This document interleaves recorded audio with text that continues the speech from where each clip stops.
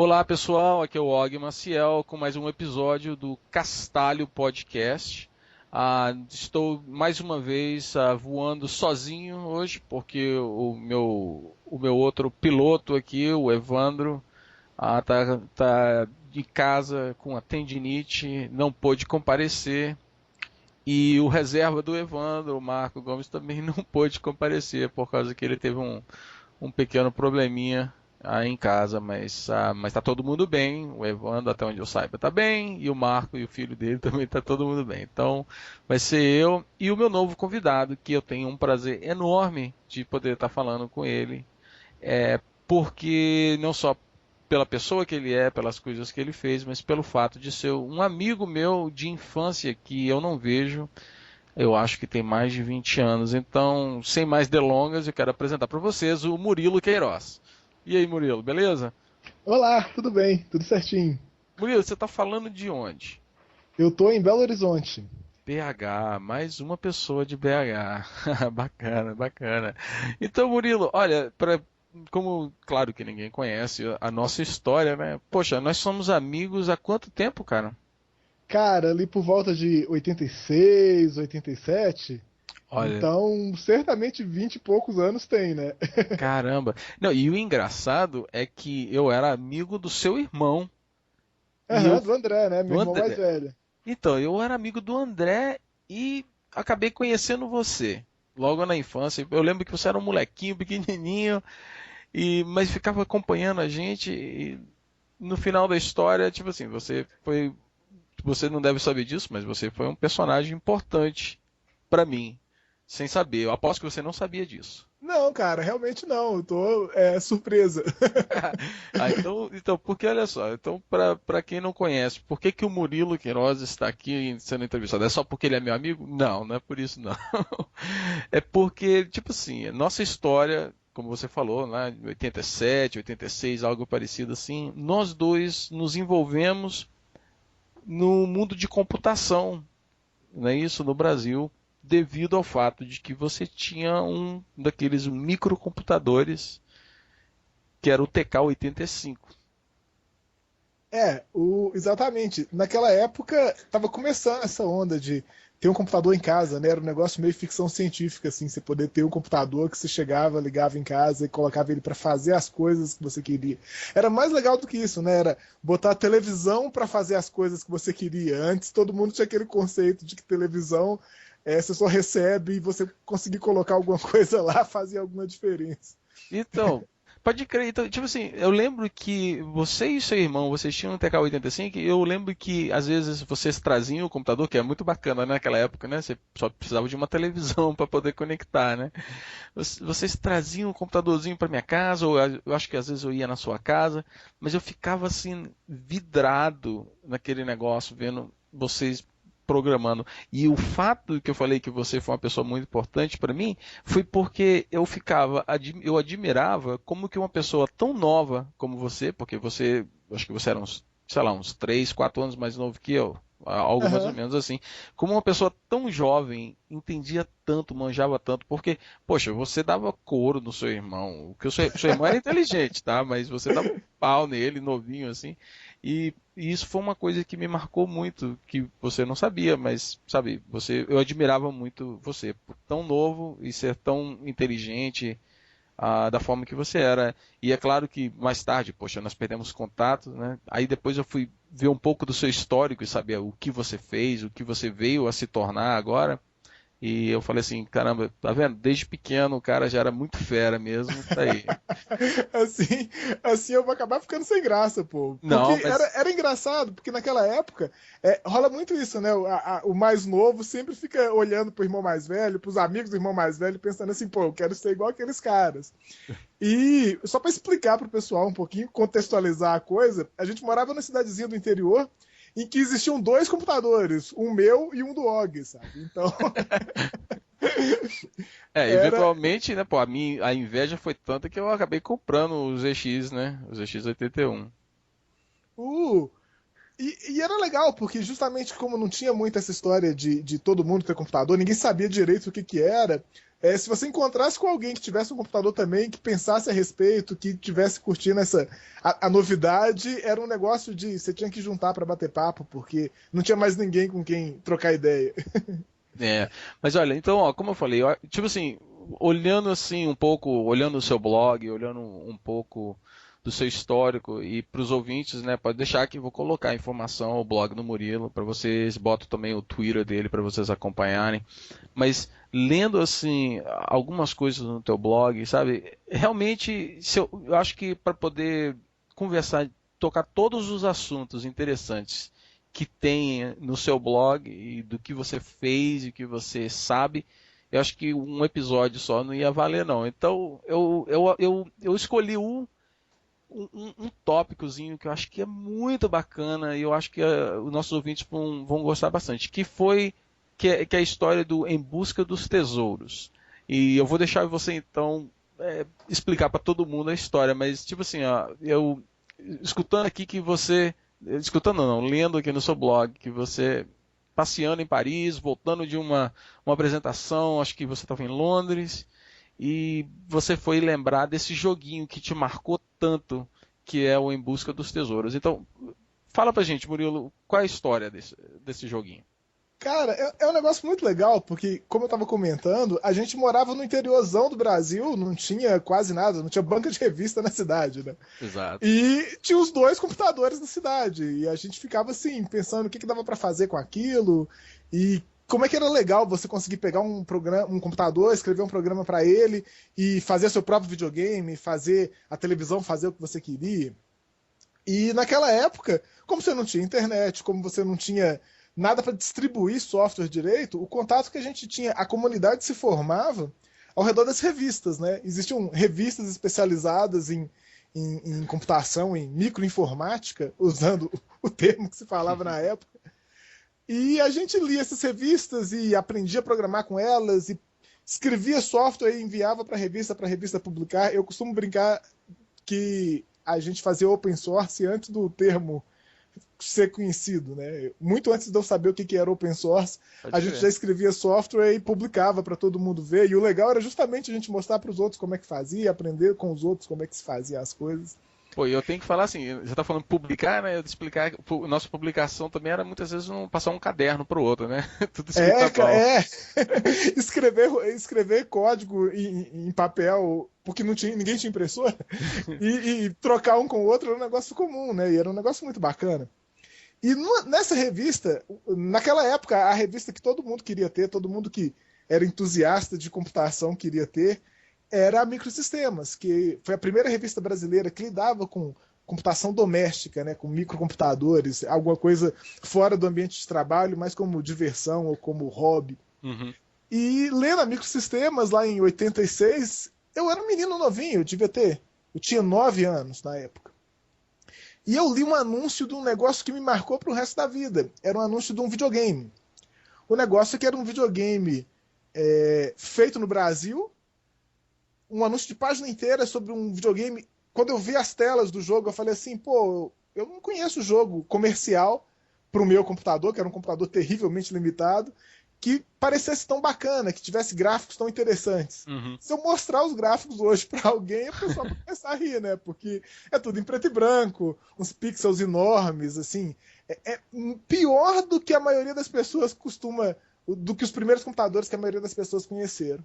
Pode deixar que eu vou botar uma foto dele no blog para o pessoal ver como é que era. E vendo a propaganda do Em Busca dos Tesouros, eu fiquei assim, nossa, que negócio incrível, que joguinho bacana. O jogo parece o Pitfall, que todo mundo jogou no Atari, aquele joguinho que você vai andando pela floresta, salta por cima de crocodilo, de pendura no cipó. Hoje em dia virou um ícone, né? Assim, o pessoal fala de anos 80 e fala videogame antigo e pixel art. Todo mundo fala do Pitfall. E o Em Busca dos Tesouros era um clone do Pitfall para um computadorzinho preto e branco extremamente limitado. Era um jogo muito simples, mas ao mesmo tempo você ficava pensando assim, pô, isso é melhor do que jogos comerciais que existiam na época. E eu fui ver e tinha sido escrito por um cara novinho, o cara tinha 16 anos na época. Nossa. Ele escreveu sozinho o jogo em casa, assim, aquela história de vou me trancar no porão e ficar lá um ano escrevendo um videogame. E quando eu li esse anúncio, eu fiquei muito doido. Eu falei assim, caramba, eu queria muito conhecer esse jogo, queria muito ver esse jogo no meu computador. Mas naquela época você não conseguia ter esse tipo de contato. Eu nunca ia conseguir escrever para a revista aos 9 anos, mandando um cheque nominal ao fulano de tal para poder conseguir uma cópia do jogo. Pode crer. E eu deixei isso pra lá, né? Assim, eu falei, pô, eu queria muito jogar Em Busca dos Tesouros, mas não vai ser algo que vai rolar. E aí, depois disso, se passaram uns 20 anos. Você se mudou lá de São Francisco, a gente perdeu o contato, eu fiz ciência da computação depois, comecei a trabalhar em umas coisas bacanas e acabou que eu estava lá em Paris mexendo nesse projeto. E eu fui passar um tempo em Londres para apresentar um artigo numa conferência lá da faculdade ainda. E eu tava à toa, falei assim, pô, vou no museu. Nerds vão ao museu. Então, eu fui ao Museu da Ciência em Londres, lá tava rolando uma exposição sobre computadores antigos. E assim, um monte de coisa muito rara. Não só computadores comerciais, assim, mas réplica de parte da máquina diferencial do Babbage, por exemplo. Eles construíram a réplica funcionando lá, um monte de coisa do tipo. Pô, que massa. E lá tinha também os primeiros computadores, o primeiro Apple, o Apple I, da época que o Steve Jobs trabalhava com o Steve Wozniak na garagem, fazendo computador, assim, eu e mais 5 pessoas estamos vendendo os primeiros Apples. E a gente vê Apple hoje em dia, o tamanho que é, e pensa que os caras literalmente começaram na garagem, fazendo computador com gabinete de madeira, sabe? Nossa. É um negócio incrível. Você pega esse novo Air aí, né? Comparar. Nossa, é uma coisa de louco. E lá no museu tinha um Apple I, o primeirão, assim, com gabinete de madeira, inclusive. Na verdade, nenhum Apple I tem gabinete igual ao outro, porque ele vinha sem gabinete, você que fazia o seu. Então você colocava ali na caixinha que você conseguia montar e estava tudo bem. E eu voltei para casa pensando muito nessa história de computador antigo, em como é que foi ter computador no início dos anos 80 no Brasil. E pensando a respeito disso, eu me lembrei desse bendito jogo, do Em Busca dos Tesouros. E eu falei, pô, será que eu consigo achar hoje? Assim, todo mundo fala que com a internet você consegue encontrar qualquer um. Eu quero encontrar o Em Busca dos Tesouros para ver como é que é. Será que ele resistiu há 20 anos sem ver o jogo, né? Uhum. E com isso, eu encontrei uma turma de colecionadores de videogame, o pessoal entusiasta de computadores antigos, videogames antigos. Acabou que vários deles viraram grandes amigos. Vários dos meus melhores amigos hoje eu conheci nessa época. E um apresenta o outro e acabou que alguém conseguiu para mim uma cópia de uma fita cassete onde tinha o Em Busca dos Tesouros. Eu falei, caramba, que negócio incrível, pô. Pô, mas explica aí fita cassete, que acho que o pessoal de hoje não deve nem entender o que isso quer dizer, né? Então, eu acho que a analogia mais próxima é quando internet de escada. O pessoal se lembra de como é que era você ter internet de escada, né? Ao invés de você ter banda larga, você usava a linha de telefone para transferir dados. E se você tirasse o telefone do gancho, você ia ouvir um monte de ruídos estranhos que eram justamente os dados convertidos em áudio para poder passar pela linha telefônica. Então, lá no início dos anos 80, ninguém tinha disquete, CDs tinham acabado de ser inventados pela Philips lá na Holanda, e você não tinha onde gravar os seus programas. Você tinha um computador, você escrevia seus programas no seu computador e você ia armazenar onde? O jeito mais prático de se armazenar programa naquela época era transformando os programas em áudio, igual a gente faz quando tem linha de escada, e gravando esse áudio numa fita cassete, gravando num gravadorzinho de áudio comum, desses que você usa para gravar entrevistas, ou se usava para gravar entrevistas antes dessa. E era assim que você armazenava o programa. Você pegava uma fita de música, colocava no gravador, transformava o seu programa naquele ruído todo parecendo com linha de escada e pronto, seu programa estava na fita cassete. E alguém me mandou uma fita cassete. Na verdade, alguém achou uma fita cassete com o Em Busca dos Tesouros, gravou o áudio dessa fita cassete e mandou para mim. Então eu tinha o programa original, igual ele tinha sido escrito lá em 86. E eu fui pegar o jogo para ver, eu realmente me surpreendi. Assim, eu pensei que fosse só uma impressão de criança. Pô, você vê as fotos das coisas quando você é criança, você acha que tudo é incrível, né? Uhum. Mas, dadas as capacidades do computador daquela época, o jogo era muito bem feito. O jogo era realmente de qualidade muito superior à maioria dos que eu já tinha visto para essa arquitetura, para os ZX81, né? ou o TK-85, que era o nosso clone nacional. E isso me deixou super empolgado. Eu troquei ideia com um monte de gente, conversei com um monte de colecionadores, e eu falei assim, pô, vou encontrar o cara que escreveu esse negócio. E eu passei meses procurando, porque o nome, endereço, nada disso, eu não consegui encontrar mais nenhuma referência a ele. E acabou que depois de um monte de buscas, eu liguei para a escola onde ele tinha estudado para saber de ex-aluno de 86. Caramba! E engraçado que a secretária chegou a procurar para mim, mas assim, ela não conseguiu o endereço atualizado, não. Ela conseguiu só um endereço, sabe? Então você ligou Mas para uma escola lá é lá Fortaleza? no Rio Grande do Norte, lá Ah, em Recife, não, desculpa, em Natal. em Natal. E, e aí, acabou que por uma coincidência eu acabei descobrindo o nome da mãe dele, procurando a mãe dele no catálogo, eu achei o telefone da casa dele. E liguei pro cara. E a mãe dele me atendeu, e ela foi super educada, super simpática, mas ela ficou preocupada, porque ela achou que fosse algum golpe, sequestro, alguma coisa assim. Eu liguei falando assim, ó, meu nome é Murilo, sou aqui de Belo Horizonte, tô tentando falar com o Tadeu, que era o autor. E demorou um tempão, eu passei uns 20 minutos conversando com ela, até ela se convencer. Quando eu falei da Microsistemas, da revista, ela se lembrou e falou assim, mas meu filho, isso tem mais de 20 anos, como é que você lembra dessas coisas? Eu falei assim, pois é, a gente tá procurando ele desde então. E ela me passou uma caixa postal, eu escrevi para ele uma carta mesmo, assim, em papel, mandei por snail mail Não, pra meu. caixa postal dele. E meses depois ele me respondeu. E nisso a gente trocou um monte de ideia, e ele escreveu uma carta enorme, com 20 e tantas páginas, contando como é que foi escrever um jogo em 86 no Nordeste do Brasil para um computador. E essa história eu achei fantástico, assim, eu estava relendo ela esses dias. É engraçado como é que tem uma carga emocional muito grande. Não é. Parece até meio piegas, assim, um bando de nerds falando de um videogame de 86 em preto e branco, escrito por outro, perdido não sei onde. Mas a verdade é que computadores trazem essa carga emocional para quem cresceu com eles. Nós crescemos com computadores do lado, assim, a gente começou a mexer com computador quando era criança, quando era uma coisa que não era comum. Então hoje a gente tem uma carga emocional muito grande associada a essas coisas. Seria o equivalente assim se de repente inventasse o carro que voa, né? Então, tipo assim, ninguém tem, o primeiro que tiver um carro na cidade, né? Deve ser uma maravilha, né? Você é o cara mais popular, o cara que tem a tecnologia de ponta na sua mão e para nós, pô, Na verdade, misterioso, não? assim, popularidade não é uma coisa que a gente nunca conseguiu, não. Nerd Mas era popular um é negócio, foda, né? mas era um negócio que dava muita satisfação pessoal, assim, brincar dessas coisas. E acabou que eu e o Tadeu, o autor do Em Busca dos Tesouros, a gente ficou muito amigo e tal. E ele encontrou perdido na casa dele um negócio que é uma raridade, eu acho, é um negócio incrível. Que é um caderno, assim, desses que a gente usava na escola mesmo, escrito a lápis, assim, deve ter umas 60, 70 páginas escritas a lápis, com o código-fonte do jogo. Nossa. E aí vale a pena falar outra coisa. Hoje em dia você vai programar alguma coisa, você escreve o programa no seu computador, o seu compilador vai transformar aquele programa escrito numa linguagem que você entende para o binário, né, para o código de máquina, e seu computador vai executar. Mas naquela época você não conseguia nem digitar o seu programa no seu computador porque não tinha memória suficiente para isso.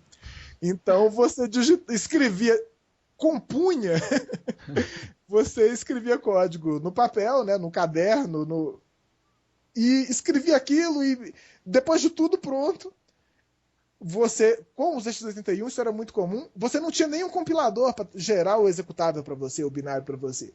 Aí você ia transformar esse programa em código de máquina manualmente, usando tabela e muito lápis e borracha e paciência, porque nem compilador existia. E aí, depois de você ter transformado o seu programa todo em código de máquina, todo em binário, à mão, a lápis, você digitava o binário direto no computador e torcia para dar certo. Né? Nossa senhora. E ele achou esse caderno com o código-fonte original do jogo. Explicando, tintim por tintim, como é que o jogo funciona, como é que são as fases, que técnicas que ele usou para programar o jogo.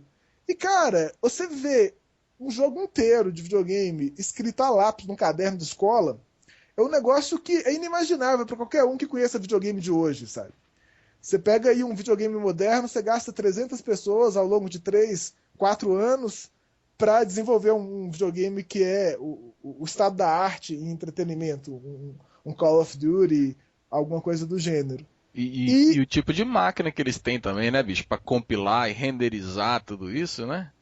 Agora imagina você ser o único autor, você compôs todos os gráficos, você não fez áudio nenhum porque o hardware que você tem não suporta áudio, e você escreveu o código ao ponto. Você não usou nenhum compilador, você mesmo escreveu o código de máquina no caderno para poder pôr no computador. É uma coisa tão artesanal, tão primitiva no sentido de básica, não de simplória, mas no sentido de tão próxima do que o computador faz, na verdade, que é uma coisa que a gente perdeu hoje em dia. E ter um joguinho assim, segurar o joguinho na mão desse jeito é um negócio muito bacana. Puxa vida, e o que aconteceu então com o Tadeu? Onde que tá o Tadeu hoje em dia? Porque Cara, aparentemente a carreira de game designer no Brasil não deu certo pra ele. não. É curioso, porque o Tadeu ele passou esse um ano escrevendo o jogo. No final ele escreveu para Microsistemas, para a revista que era que todo mundo queria ver, todo mundo lia, se oferecendo para publicar esse jogo na revista, era para ser um jogo open source. O pessoal da Microsistemas falou assim, cara, esse jogo é grande demais pra gente publicar. Se a gente for colocar o código-fonte todo aqui, ou na verdade o binário todo aqui, vai ocupar um espaço muito grande da revista. Então você devia vender esse jogo. A gente anuncia na revista, quem quiser paga uma grana e recebe ou a listagem ou a fita cassete com o jogo pronto. E ele topou e tal. E é engraçado, porque a Microsistemas chegou a vender várias cópias. Assim, o jogo foi um sucesso, pelo menos foi o que o Renato De Giovanni, editor da revista na época, me falou. Mas, como tinha tanto custo envolvido em imprimir listagem, mandar fita e não sei o quê, e era um negócio tão primário na época, o Tadeu mesmo não ganhou um tostão pelo jogo. Assim, ele Caramba. falou, Murilo, eu preferi ver o jogo publicado na revista, e tipo assim, isso era suficiente pra mim, que eu não tava nem muito aí para quanto eu ia ganhar na história, não. Pra mim a recompensa era publicar o jogo na revista, sabe? Caramba. E depois disso ele acabou. Foi mais ou menos como você me contou, assim. Ele ficou um pouco mais velho, foi mexer com outras coisas, deixou o computador pra lá. E nos 20 anos seguintes ele nunca mais lembrou de computador, não. Ele seguiu uma carreira na Marinha Mercante. Ele trabalha A última vez que eu me encontrei com ele estava passando um fim de semana no Rio e depois ia voltar a embarcar novamente. Ele trabalha em navios. Mas acabou que ele nunca mais mexeu com isso. E ele, quando ele recebeu a minha carta, ele ficou completamente surpreso, embasbacado. Assim. Ele falou: pô, tem mais de 15, 20 anos que eu não falo com ninguém sobre isso, nenhum dos meus amigos, minha família. Ninguém se lembra de que eu escrevi um videogame quando eu era adolescente, né? E aí aparece esse cara doido aqui falando que é maluco pelo videogame que eu escrevi há 20 anos. Sabe? E me diz uma coisa, você zerou o jogo? Como é que é? Cara, o jogo é extremamente difícil. É absurdo. Eu acho que a única pessoa no mundo que zerou o Em Busca dos Tesouros de verdade, assim, foi o Tadeu, que é o autor. A primeira coisa que eu fiz quando eu consegui o jogo foi desmontar, desassemblar o jogo para conseguir colocar vidas infinitas nele. Porque com as 9 que você começa, você não tem a menor chance, cara. Nossa senhora. Então, E aí eu. o jogo deve ser bem difícil, então. Porque assim, é um jogo muito básico, assim, lembra muito o Pitfall, Pac-Man, Space Invaders, esse tanto de jogo clássico que você tinha lá nos 80. Você não tem tanto storytelling, é muito mais uma questão de reflexo, de memorização, e justamente por isso é muito difícil. Você tem que estar ali afiadinho para conseguir jogar direito. Mas eu coloquei as vidas infinitas e ainda assim não consegui terminar, não. Eu cheguei ali na fase 80, 90, das 300 e poucas. Nossa senhora. E, 300 e pouco. E é engraçado, porque na época eu tinha acabado de pegar um PSP, um PlayStation Portable, e aí eu queria jogar o Em Busca dos Tesouros no PSP. E eu conheci um cara que era autor de emuladores para o PSP, de programas que deixam você rodar software de outras plataformas no PSP, né? E o cara é francês e e-mail dele era ZX81, é ZX81. E eu falei assim, pô, você escreve emulador, seu e-mail é ZX81, escreve emulador de ZX81 aí, que eu quero jogar esse Em Busca dos Tesouros. E mandei pra ele. E o cara curtiu tanto o jogo que na semana seguinte ele me mandou um emulador de ZX81 Nossa, pra PSP, dedicado ao Em Busca dos Tesouros, sabe? que bacana. E você tem link de tudo isso no seu blog, então, para quem quiser poder Tem tudo brincar? lá, tudo lá. E aí eu resolvi jogar no PSP, até pra... Pô, o cara escreveu um emulador só pra isso, então eu vou jogar no PSP. E no PSP eu terminei, com vidas infinitas, muitas horas seguidas, e eu terminei o Em Busca dos Tesouros. E realmente é muito legal, porque uma das frustrações dos jogos dos 80 é que não tinha fim, né? Uhum. Quem que nunca sonhou com o final do River Raid, com o final do Space Invaders, é meio óbvio que não tem final, mas a gente imaginava que, pô, o videogame devia contar uma história, você devia chegar num ponto que termina. Uhum. Mas naquela época era só uma questão de quem consegue fazer mais pontos. E uma das coisas que o Em Busca dos Tesouros tem é um final propriamente dito. Você chega no final do jogo, você sabe o que acontece, assim. O jogo termina, não é aquela repetição infinita contra o score. Uhum. E é muito legal, porque na propaganda original do jogo falava que você vai ter uma agradável surpresa no final do jogo, já cantando essa bola, que videogame tem final, videogame termina. E realmente o final do Em Busca dos Tesouros é bem bacana. Ah, mas não fala então não. Não vou dar spoilers não, de jeito nenhum. Não, deixa o pessoal. Se o pessoal quiser saber, eu tô vendo aqui agora nessa página aqui que tem um emulador aqui com um pacote Debian e RPM. Tem pra Linux, tem pra Windows, tem pra todo mundo. Ah, então. E pra PSP também, né? E me fala uma coisa, uma coisa bacana que você falou pra mim foi que um dia desses aí você teve então um tipo de uma reunião de pessoal que curte os ZX81 na sua casa. Sim. O que aconteceu? A gente tinha aqui, lá nos 80 tinha reserva de mercado no Brasil, né? Você não podia importar equipamento de tecnologia nenhum, você não podia importar computadores no Brasil. A ideia era que isso ia fortalecer a indústria brasileira para a indústria brasileira produzir computadores por aqui mesmo. E aí, o que acontecia era o seguinte, o pessoal ia para a Europa, ia para os Estados Unidos, comprava um computador lá, trazia para o Brasil, fazia engenharia reversa, e aí produzia uma cópia daquele computador aqui no Brasil. Isso era permitido. Você não podia importar, mas você podia copiar e produzir aqui. Para todos os efeitos, quase que legalizava a pirataria. Assim. A propriedade intelectual de hardware não era uma coisa que existia na época. Nem de software, para falar a verdade. Uhum. Isso ficou uma situação muito curiosa, porque tinha computadores que eram lançados nos Estados Unidos, o pessoal copiava aqui, a gente comprava e para todos os efeitos era como se fosse algo oficial e produzido aqui mesmo. O caso mais interessante disso é o próprio Mac da Apple. O Macintosh, o primeiro Macintosh da Apple, nunca foi clonado em lugar nenhum do mundo, exceto no Brasil. Os caras importaram o Mac e chegaram a produzir algumas, acho que 100 ou 200 Macintoshes brasileiros, era o Unitron 512.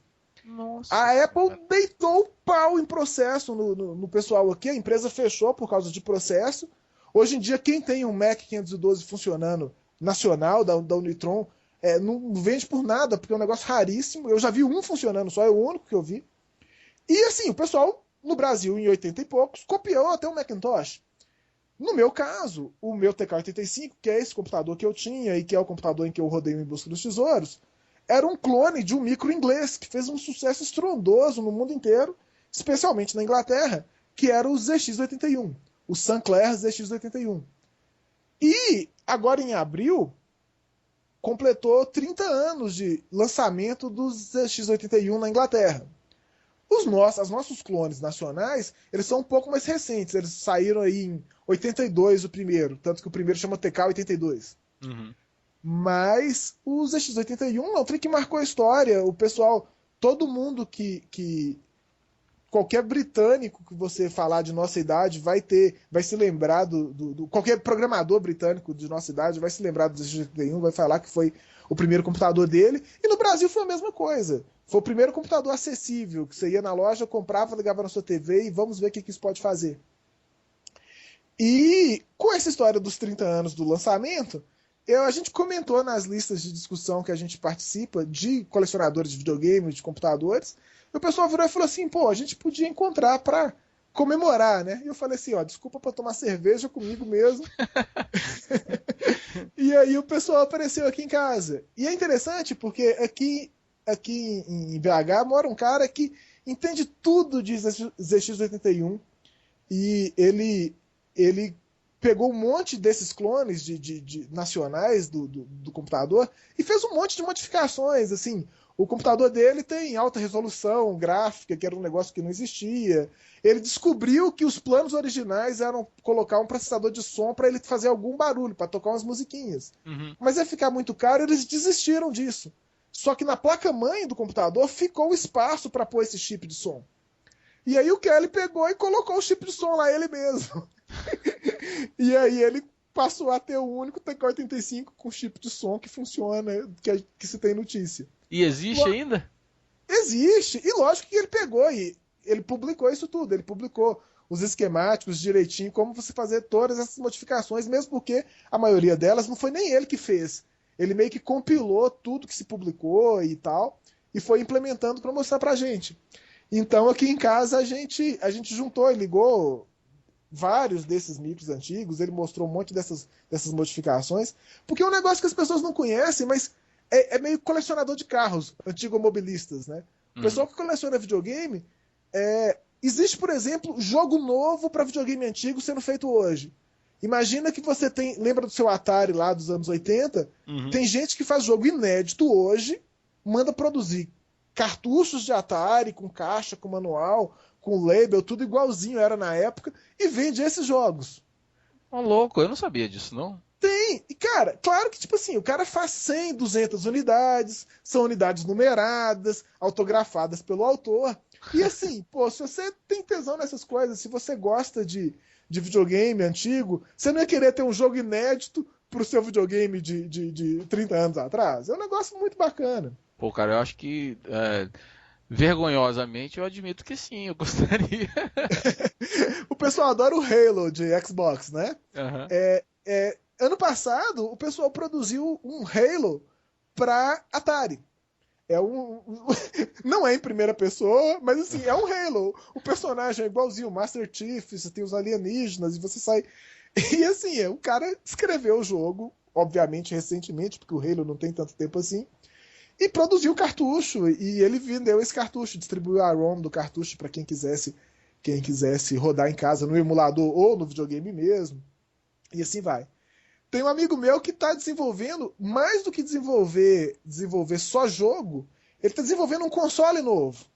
Ele está aí nos Estados Unidos agora e ele está projetando um console novo com jeitão de console 8-bit, 16-bit, para você curtir mesmo, ver como é que era, você aprender a programar. Porque uma coisa que a gente tem mania de falar é que justamente porque o computador hoje é tão poderoso, ele é tão complexo, que é muito mais difícil de você entender ele de cabo a rabo do que era naquela época. Uhum. Se você realmente se interessa por como um computador funciona, é muito mais fácil você entender um computador de 20 anos atrás do que um computador de hoje. É igual você querer entender um Fordinho, um Ford modelo T, ou querer entender um carro moderno, uma Ferrari, uma Lamborghini. É muito mais complicado. Um carro mais moderno, pode crer, faz sentido. Faz sentido. E mais alguma informação que você pode compartilhar sobre esse console aí? Quando é que... Cara, o Eduardo, ele já anunciou isso numa convenção de videogames clássicos aí nos Estados Unidos, ano passado, então acho que não tem muito problema em comentar um pouquinho, não. O Eduardo Mello é um fãzão do ColecoVision, que foi um videogame que fez muito sucesso nos 80. E o ColecoVision tinha prometido, anunciado nas revistas especializadas e tudo, uma expansão que ia deixar ele muito mais poderoso, ia permitir que ele rodasse um monte de jogos, um monte de coisa. E aí o Eduardo Mello sempre gostou desse videogame e ele começou a escrever jogos para esse videogame. Ele fez um clone incrível do Donkey Kong, do Pac-Man, clones perfeitos, muito melhores do que qualquer outra versão que exista. O Eduardo Mello gostava muito do ColecoVision e começou a escrever jogos para o ColecoVision. E as versões de jogos que ele fez ficaram tão legais, ficaram tão cheias de recursos que só tinha no fliperama, que ele se empolgou, fez mais um monte de outros jogos e se lembrou dessa promessa da Coleco de lançar uma expansão que ia deixar o videogame muito mais poderoso. A Coleco quebrou antes de lançar essa expansão. E com isso virou Vaporware. Ninguém nunca viu uma expansão dessa funcionando. Uhum. Só que ele pegou a especificação original que foi publicada na imprensa e projetou o que seria a expansão daquela época. E ele fez um cartuchão enorme que você ligava no ColecoVision e ia permitir jogos muito mais complexos. Só que ele não ficou muito satisfeito com isso e falou assim, cara, ninguém mais hoje tem ColecoVision funcionando para usar a minha expansão. São raros os ColecoVisions inteirinhos funcionando por aí. Então ele resolveu fazer um clone do ColecoVision com essa expansão integrada a esse clone. Assim, um videogame inspirado na arquitetura, compatível com o ColecoVision daquela época, mas com um monte de recursos novos, um pouco mais fácil de programar, para ser uma arquitetura tanto de curtição por quem gosta de clássico, quanto de educação para quem quer aprender um pouco mais sobre hardware, para quem quer aprender um pouco mais sobre programação em baixo nível, esse tipo de coisa. E parece que o projeto está bem adiantado, ele me mostrou umas coisas. Eu tenho algum tempo que eu não converso com ele, mas é um cara porque eu tenho torcido bastante, sabe? Pô, bacana. Porque é muito legal. Eu comparo muito com essa questão de colecionar carro. É claro que a maioria das pessoas não está interessada em carro antigo. O carro antigo não é prático do ponto de vista de consumo, de manutenção, até de segurança. Só que, pô, é parte da história de quem gosta dessas coisas. E é um hobby interessante, é um hobby que tem um monte de coisa para serem feitas, sabe? Pode crer. Então, ó, vamos mudar o rumo um pouco, porque eu quero dar uma chance de dos ouvintes entenderem um pouquinho do Murilo Queiroz. Então, vamos para uma parte que eu chamo de Top 5, que é uma parte onde eu pergunto geralmente para quem eu estou entrevistando, quais são, tipo assim, os filmes que marcaram a infância, os filmes, as músicas, os livros, o que foi que te inspirou a ser o que você é hoje. Então, me fala aí, se você puder lembrar, qual é o seu top 5 de filme? Cara, eu vou ter que pensar um pouquinho, porque eu pensei, quando você me falou assim, eu vou te perguntar um top 5, se prepare, eu pensei que fosse um top 5 contando tudo. Eu não sei se eu saberia dizer um top 5 de filme inteiro, não. Eu gosto de um monte de coisa. Eu tenho realmente medo de começar a falar e cair um monte de chavões por aí. Tipo assim, se eu virar e falar que eu gosto de Star Wars e que eu gosto de Nosferatu e que eu gosto de Metrópolis e que eu gosto de Matrix, é meio óbvio, assim, eu não sei se eu saberia indicar muito filme bacana, não.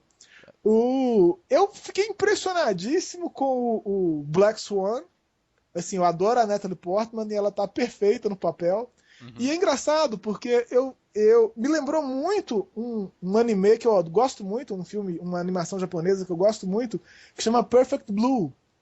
É engraçado que eu era fãzão do Perfect Blue e eu falava pra todo mundo. Tem alguns anos que eu não assistia de novo, eu tava meio esquecido. Quando eu vi o Black Swan, eu falei, caramba, como se parece com o Perfect Blue?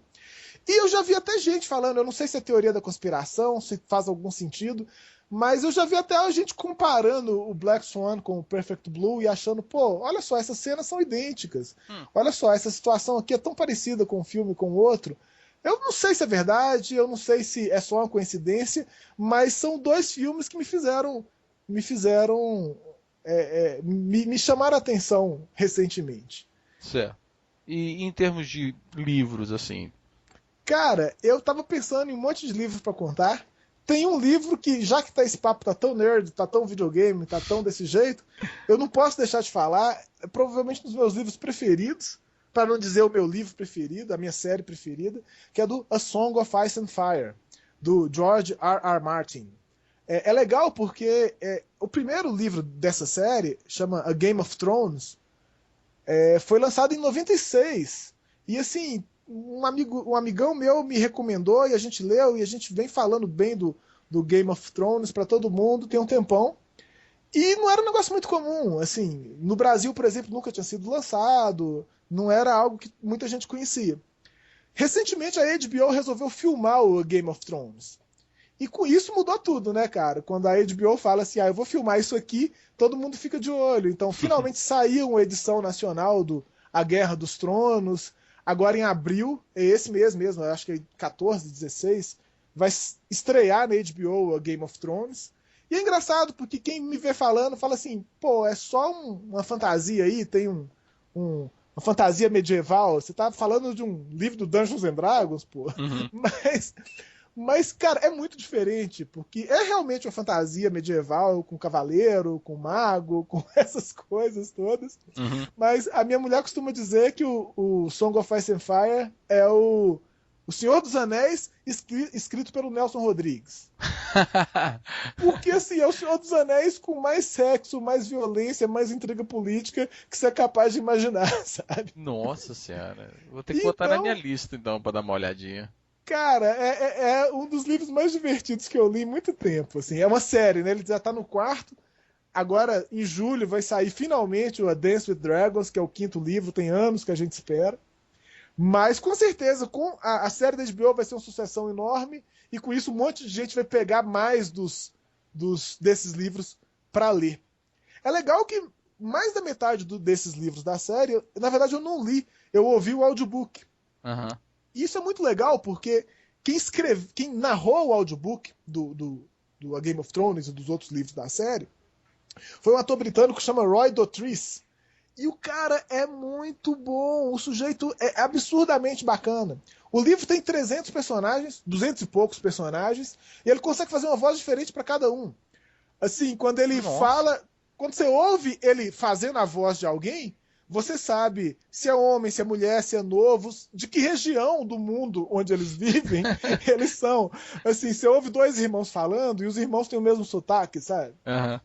E eu sempre achei isso inacreditável. Assim, foi o melhor. Sempre foi o audiobook que eu recomendei para todo mundo. Você quer ouvir um audiobook extremamente bacana, bem narrado, ouça A Song of Ice and Fire. E recentemente o Roy Dotrice, que é o autor que é o narrador desses audiobooks, ele entrou pro Guinness como sendo o ator que fez mais personagens num único livro. Vozes diferentes para mais personagens num único livro. Caramba, ué. E eu falei assim, pô, então eu tava certo em elogiar o sujeito, sabe? Olha, esse negócio de livro, esse audiobook, um dos que eu escutei uma vez, eu tive a oportunidade de escutar como é que é em português? É o Guia do Mochileiro? O Hitchhiker's Guide. Então, mas só que, tipo assim, narrado pelo próprio autor, cara. Nossa. Que diferença, assim, gritante, né? Feito os livros do Neil Gaiman. O Neil Gaiman vive fazendo isso. Exato. E, cara, fica muito bom, velho. O Neil Gaiman é o cara. Ninguém melhor do que o autor para dar entonação, né, certinho do que ele realmente quer dizer. Eu acho que depende. Tipo assim, tem os autores que tem jeito pra coisa, outros que nem tanto. Eu já vi, por exemplo, eu tenho certeza que o Roy Dotrice lê o Song of Ice and Fire melhor do que o autor, que o George R. R. Martin. E é algo que ele já falou, o autor já falou, assim, eu não esperava que fosse ficar tão interessante. Que doido. Outros 2 livros muito legais que eu queria falar, eu cheguei até a mandar um link para você. Cara, esses livros foram escritos por um sujeito, é o primeiro livro dele, ele não é escritor, ele na verdade ele mexe com TI, com tecnologia de informação. O cara chama Daniel Soares. Ele é americano, apesar do nome latino, ele é americano, e os livros chamam Daemon igual um Daemon do Unix, né? D-A-E-M-O-N, não a Daemon do Unix, e a continuação chama Freedom, Trademark, TM, né, de marca registrada. Certo. E é muito legal, porque é um thriller, assim, é um livro meio Michael Crichton, é um thriller de não chega a ser ficção, porque é nos tempos atuais, mas como o cara é de tecnologia de informação, ele faz uma coisa muito, muito plausível, é muito consistente o jeito que ele escreve. E fala um pouco sobre jogos massivamente multiplayer, sobre FPS, First Person Shooters, e tudo misturado, e é um negócio extremamente bem escrito, extremamente cativante, um livro que eu vi muito pouca gente falar, justamente por ser o primeiro, porque não fez lá grande sucesso, mas eu mando a URL para você, que é um negócio que vale a pena pra caramba ler, uma das coisas mais divertidas que eu li no ano passado. Já tô com o link, já tô aberto aqui no Amazon.com, já tô olhando aqui os livros, o Outro que eu preço tá bom. adorei, que é um livro que foi meio um mindfuck, né? Um livro que não me... Eu comecei a ler, eu comecei a ficar com raiva do cara falando assim, você não pode falar disso, não. Isso que você está criticando, eu gosto. E no final do livro, eu tive que dar o braço a torcer e falar assim, cara, eu não concordo completamente, mas você me convenceu em alguns pontos, e mesmo nos pontos em que você não me convenceu, você me pôs para pensar, então, pô, livro bacana é assim, né? Com certeza. Que é o You Are Not a Gadget, do Jaron Lanier. You are not a gadget. Cara, e no You Are Not a Gadget, o Lanier, ele desce o pau em um monte de coisa. Por exemplo, ele desce o pau no Linux. Ele desce o pau no Linux, desce o pau no Unix como um todo. Ele fala coisas do tipo... tudo bem que o Unix é muito poderoso, a filosofia Unix é muito útil para um monte de coisa, mas se você pensa que para quem tem martelo, só tem martelo, parafuso é prego, né? Se você só pensa usando a filosofia Unix, você não consegue resolver um monte de problemas importantes. E então seria mais saudável, seria mais salutar se a gente não tivesse uma hegemonia tão grande de sistemas operacionais, que no fim das contas, pô, Mac OS X, Windows 7, Linux, é tudo a mesma coisa. Assim, no fim das contas, você conseguiria imaginar um sistema operacional sem noção de arquivo, por exemplo? Eu não. Sem noção de entrada e saída, sem noção de terminal, todo mundo tem isso. E ele fala justamente disso, que isso não é natural. A gente acha natural porque a gente está tão acostumado a ver sempre sistemas operacionais assim, que a gente tolhe a nossa criatividade ao ficar insistindo na mesma coisa de sempre. E é um negócio meio esquisito, porque ele é muito contundente, os argumentos dele são muito bons quando ele fala isso. O Jaron Lanier, ele de propósito, ele é muito controverso, assim. Ele gosta de falar, ele gosta de soltar flame bait e ver o bicho pegar.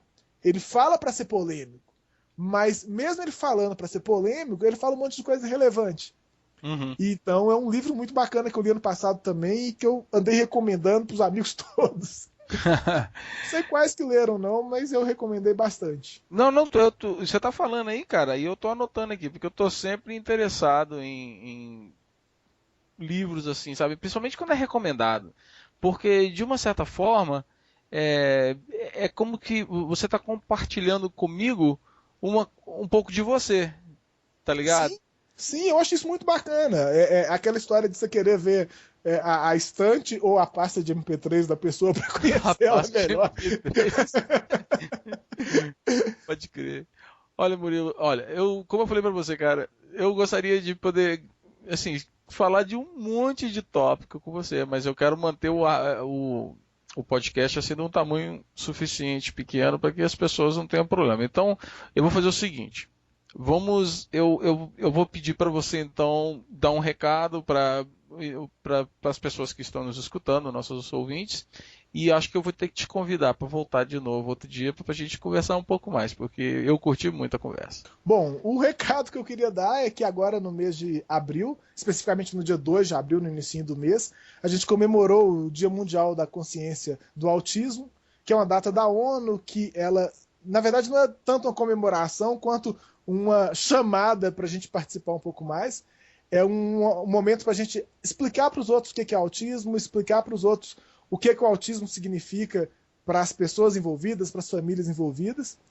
É um negócio bacana, porque no Brasil esse ano vai ter um monte de manifestações de autistas e em favor dos autistas, como por exemplo o Cristo Redentor no Rio vai estar iluminado de azul, o Senado vai estar iluminado de azul no dia 2 de abril. E eu tenho um filho autista e eu vejo tanto que é importante, eu conheço vários pais de autistas, e eu vejo tanto que é importante ter mais informação, explicar melhor para as pessoas o que é, não só por uma questão de aceitação, mas também de trazer um pouco de conforto para as pessoas que lidam com isso, que é uma condição extremamente interessante, extremamente delicada para se lidar, mas que é um negócio que a gente tem que conversar um pouco mais, já que é tão frequente, está cada vez mais tão frequente em todo mundo, né? Valeu. Então, vou colocar um link aqui no blog para que as pessoas possam depois se informar um pouco mais. Eu concordo com você. E um pouco de informação não faz mal a ninguém. Então, vou colocar um link aqui. Ah, então, Murilo, olha, muito obrigado por você.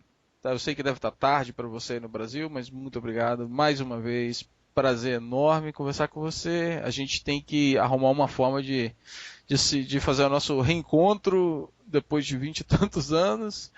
Ah, Vamos, ou nunca se aparecer aqui, ou quando a próxima vez que eu voltar nos Estados Unidos, a gente tem que dar um jeito, não é possível.